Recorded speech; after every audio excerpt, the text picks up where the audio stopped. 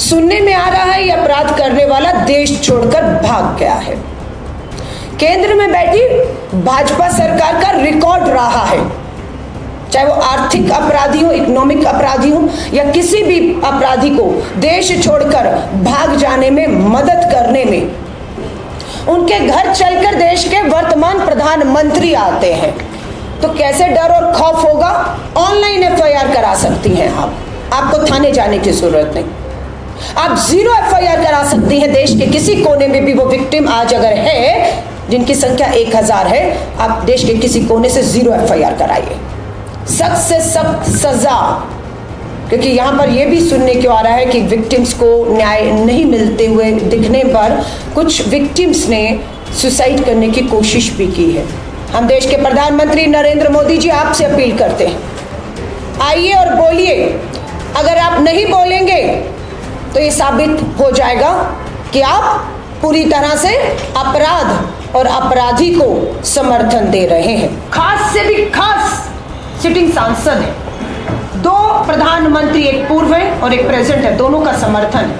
उनके घर से पूर्व मुख्यमंत्री आते हैं, उनके पिताजी पूर्व मंत्री और एमएलए हैं। सो ये खास से भी खास है, इसलिए इस खास से भी खास मामले में खास से खास सजा होनी, एक उदाहरण देश के सामने रखना। पिता बेटे की तरह भाग न जाए। प्रधानमंत्री जी से कहूंगी विदेश मंत्रालय से उनका पासपोर्ट तुरंत अभी जब्त कर लिया जाए। हमारा यहाँ पर ये परिवारवाद, ये है मोदी जी का परिवार, ये मोदी जी का परिवार है। इसमें भाजपा के विधायक है कुलदीप सिंह सेंगर, नाबालिग बेटी के बलात्कार के दोषी, उम्र कैद की सजा। मोदी जी के परिवार में शामिल है राम दुलारे, उत्तर प्रदेश से भाजपा के विधायक, नाबालिग बेटी के बलात्कार के दोषी, उम्र कैद की सजा। इसमें मोदी जी के परिवार में शामिल है बीजेपी के सांसद ब्रजभूषण शरण। यौन उत्पीड़न के गंभीर आरोप लगे हैं, लेकिन चुनावी मैदान में खड़े और बेटियां न्याय मांग रही हैं। और इस मोदी जी के परिवार में गंभीर बलात्कार, इसमें संदीप सिंह भी दिख रहे होंगे, हरियाणा के मिनिस्टर हैं। गंभीर सेक्सुअल हैरासमेंट के आरोप में एफआईआर है, लेकिन एक्शन नहीं है।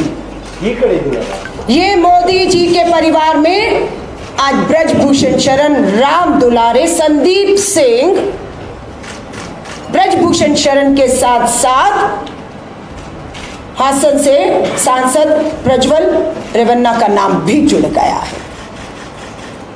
इन्होंने एक बेटी के साथ बलात्कार, सेक्सुअल हरासमेंट किया, लेकिन सांसद प्रज्वल रेवन्ना ने एक नहीं 1000 से अधिक हमारी बहनों, हमारी बेटियों के साथ गलत काम किया है। परिवारवाद के आरोप कांग्रेस पे लगते हैं 3 पीढ़ियां। यहां देखिए कितनी पीढ़ियां हैं।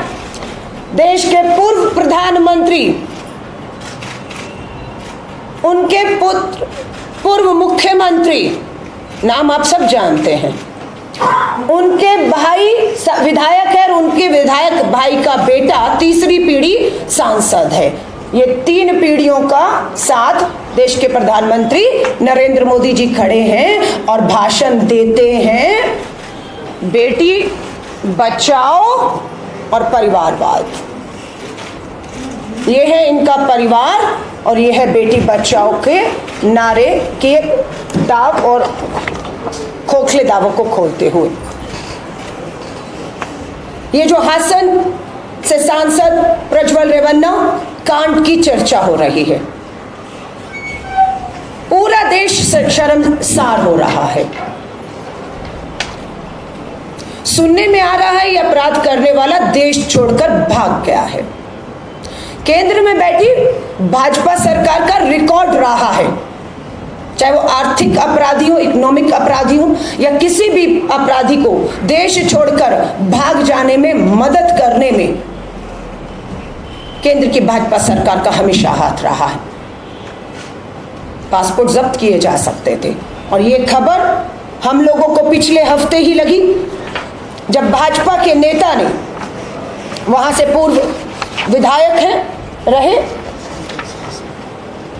पूर्व विधायक देवराजे गौड़ा, उन्होंने पत्र लिखा भाजपा के अपने अध्यक्ष को 8 दिसंबर 2023 को। अमित शाह जी भी यहां पर आए, नड्डा जी भी यहां पर आए, बीजेपी के राष्ट्रीय अध्यक्ष, और प्रधानमंत्री नरेंद्र मोदी जी भी आए और उन्हें सब जानकारी थी इन चीजों की। लेकिन क्या किया आपने? आपने कर्नाटक की हजारों बेटियों के साथ गलत काम जो हुआ है उसके खिलाफ अभी तक आप सब खामोश हैं। प्रधानमंत्री जी, चाहे वो पूर्व प्रधानमंत्री हो, वर्तमान प्रेजेंट प्रधानमंत्री हो, पूर्व मुख्यमंत्री हो कर्नाटका के, पूर्व विधायक हो स्मृति ईरानी जी हो, नेशनल वुमेन कमीशन चेयरपर्सन हो, अभी तक किसी एक की भी आवाज इस मामले में सुनाई देते हुए नहीं दिखती। खुशबू सुंदरम जी भी, कहाँ लापता हैं आप? मामला छोटा लगता है आपको, आपको लगता है इस मामले में बोलने की जरूरत नहीं है। हम आपसे पूछ रहे हैं, स्मृति ईरानी जी महिला बाल विकास मंत्री है ना, नहीं आपको महसूस होता कि इसमें आपको बोलना चाहिए? ये एक और कॉपी है। ये मामला जो है 2 जून 2023 पिछले साल का, तब ये मामला सामने आ चुका था।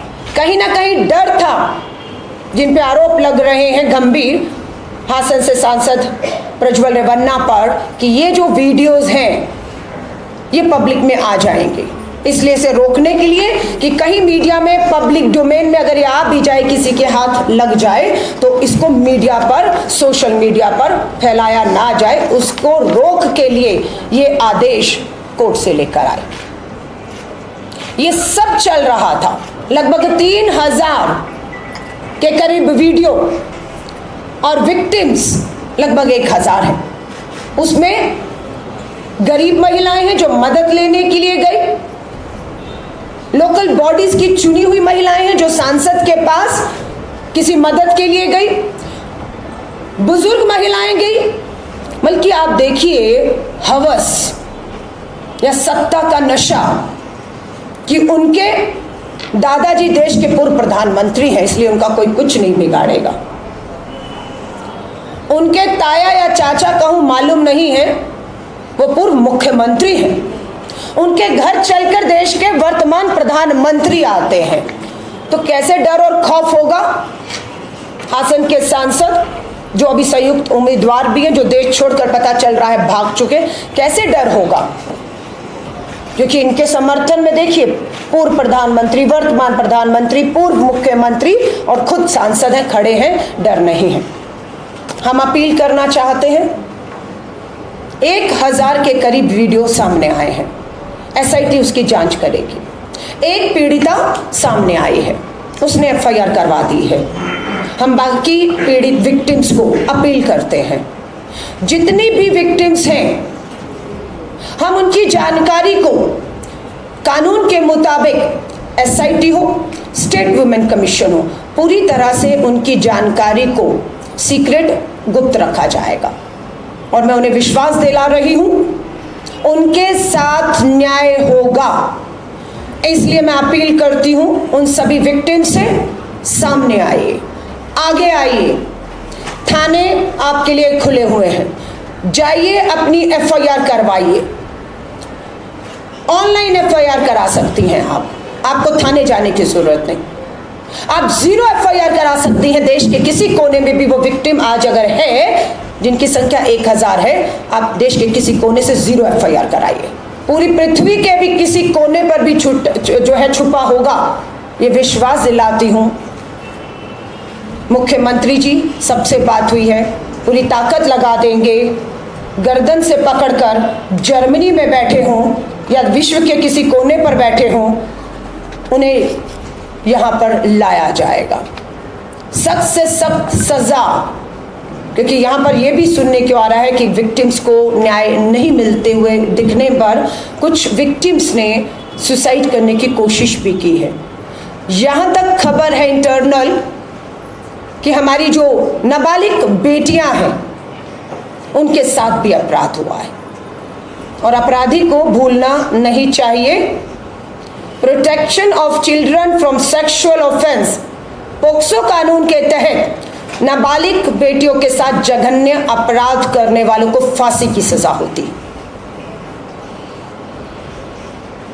यह अपने आप में देश का पहला मामला होगा और मुझे इस बात की गर्व होगा कि यह कर्नाटक की सरकार करके दिखाएगी कि अपराधी कितना भी रसूख वाला हो, उसके पीछे कितनी बड़ी सत्ता की ताकत हो, बेटियां आम परिवार से हो, लेकिन अपराध हुआ है तो सजा अपराधी को मिलेगी। बेटी बचाओ का नारा, अपराध बढ़ रहा है, न्याय क्यों नहीं है? समझ आया? न्याय इसलिए नहीं है क्योंकि अपराध करने वाला या तो सत्ता में भागीदारी है, या तो वो विधायक है, या वो सांसद है, या वो संदीप सिंह की तरह मंत्री है। या तो अपराधी सत्ता में भागीदारी है और या फिर सत्ता का संरक्षण, प्रोटेक्शन उन्हें मिल रहा है। ये दो कारण हैं, दो रीजन है जिसकी वजह से न्याय नहीं हो रहा है। मैं सिर्फ यही कह रही हूं, प्रधानमंत्री जी देश भर में जाकर बेटियों की बात कर रहे हैं, लेकिन कर्नाटक के इस मामले में खामोश हैं। गृह मंत्री जी खामोश हैं, देश की महिला बाल विकास मंत्री स्मृति ईरानी खामोश हैं, राष्ट्रीय महिला आयोग की हम अध्यक्ष से को आमंत्रित करते हैं, आइए हासन, आइए कर्नाटक में, खोजिए उन 1000 बेटियों को, लीजिए उनके बयान और दिलाइए उन्हें न्याय। दुख की बात है कि प्रधानमंत्री नरेंद्र मोदी जी को इन सांसद के इन करतूतों के बारे में, जघन्य अपराध के बारे में जानकारी थी। भाजपा के पूर्व विधायक हासन से विजेंद्र जी ने इसका विरोध भी किया, लेकिन मोदी जी ने सब चीजों को साइड पर रखते हुए उन्हें टिकट दिया। हम देश के प्रधानमंत्री नरेंद्र मोदी जी आपसे अपील करते हैं, आइए और बोलिए। अगर आप नहीं बोलेंगे तो ये साबित हो जाएगा कि आप पूरी तरह से अपराध और अपराधी को समर्थन दे रहे हैं। हम पूर्व मुख्यमंत्री HD कुमारस्वामी जी बहुत बेटी और महिलाओं के बात करके हमारी सरकार, कांग्रेस की सरकार पर हमला करते हैं, लेकिन इस मामले पर वो पूरी तरह से चुप बैठे हुए हैं। क्योंकि बेटी बचाओ का नारा है ना, और यहाँ एक बेटी नहीं, 1000 बेटियों के साथ गलत काम करने वाला एक आदमी है। प्रधानमंत्री जी को तुरंत इस पे बयान देना चाहिए था, अपना अलायंस तोड़ना चाहिए था और कर्नाटक की सरकार को विश्वास दिलाना चाहिए था कि आपके द्वारा गठित SIT को भारत सरकार का पूरा समर्थन मिलेगा। क्यों? क्योंकि अपराधी कर्नाटक भारत छोड़ चुका है और इसलिए यहाँ पर केंद्र सरकार की भी भूमिका आती है कि वो राज्य सरकार की मदद करे अपराधी को भारत और कर्नाटक और SIT पुलिस को सौंपने में। मैं एक चीज फिर कह रही हूँ, मामला बेहद गंभीर है। मैं पूरे देश में आ रही हूँ, बहुत से महिलाओं के प्रति अपराध सुनने में आए, पर ये अपराध ने सारे रिकॉर्ड तोड़ दिए हैं। नाबालिग बेटियों के भी बलात्कार हुए हैं। अगर एक बेटी भी सामने आ गई, जो हम अपील कर रहे हैं, तो पोक्सो कानून के मुताबिक फांसी की सजा है। खास से भी खास सिटिंग सांसद है, 2 प्रधानमंत्री, एक पूर्व है और एक प्रेजेंट है, दोनों का समर्थन है। उनके घर से पूर्व मुख्यमंत्री आते हैं, उनके पिताजी पूर्व मंत्री और MLA है। सो ये खास से भी खास है, इसलिए इस खास से भी खास मामले में खास से खास सजा होनी एक उदाहरण देश के सामने रखना कि देश का कानून एक आम गरीब पीड़ित विक्टिम जिसके साथ कोई नहीं है, दूसरी तरफ सत्ता है, धन है, बल है, प्रधानमंत्री, गृह मंत्री सब है, लेकिन कानून न्याय करेगा और हमारी 1000 बेटियों को न्याय मिलेगा। ये होते हुए आप कर्नाटक की धरती पर देखेंगे। जान तक नहीं पहुंचते, SIT बैठाते हैं, खाना पूर्ति होती है। ये आपके अनुभव भाजपा की सरकारों में रहे होंगे, लेकिन ये कांग्रेस की सरकार है। मैडम, आपको लगता है SIT से 100% सॉरी, हाँ, नहीं, देखिए, मकसद है न्याय हो, न्याय का हक मिलने तक, हर विक्टिम पीड़िता को न्याय मिलने तक, अपराधी को सजा मिलने तक जारी रहेगी।